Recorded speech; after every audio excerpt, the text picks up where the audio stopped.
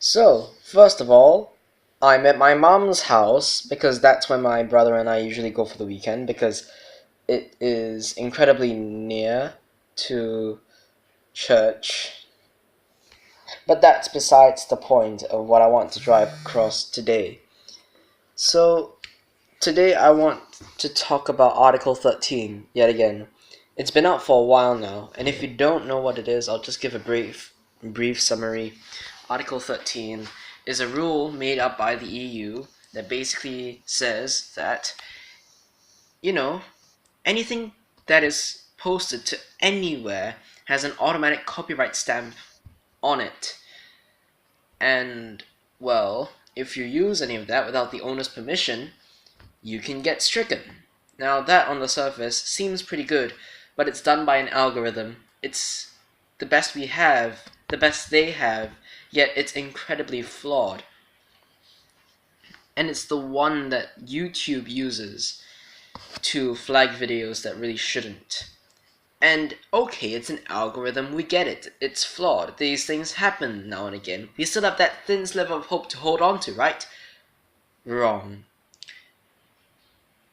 People who own the song, yes, you can contact them. They can give you permission to use that song in your uploads.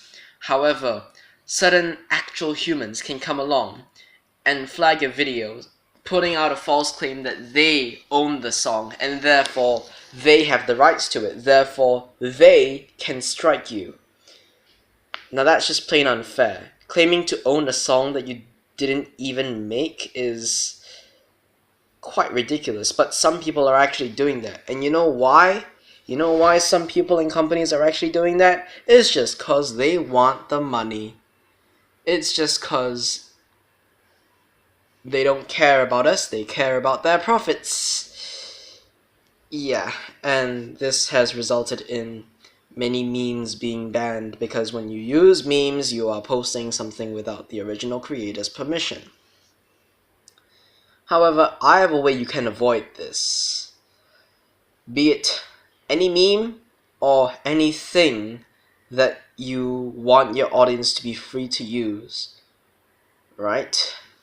Then it's simple. Just use this method. If you plan on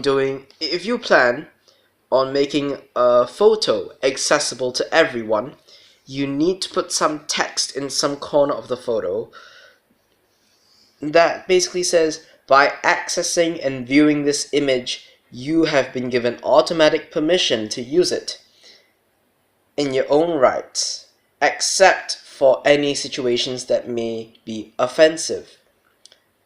If you want to make a video accessible to everyone, you do the same thing, text in there. But if you want to make a song accessible to everyone, well, it's not so easy.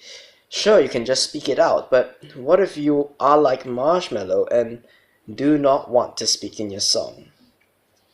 You still have to somehow add in like spoken text that happens before the song starts. So what do? Easy. Text to speech. There are a variety of programs out there that you can use, and just be sure that you pick the royalty-free ones, because even those, I'm afraid, might have a chance of being claimed. But so long as you include this scene text in visual elements or spoken text in audio elements,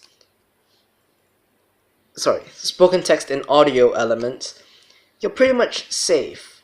But there have been some cases where the false claims go like this. You upload something original and it gets claimed because someone else used your sample in their song or used your video in whatever their video, etc, etc, etc, and they want to make it seem like they own it. Now, all you have to do if you created it yourself, right?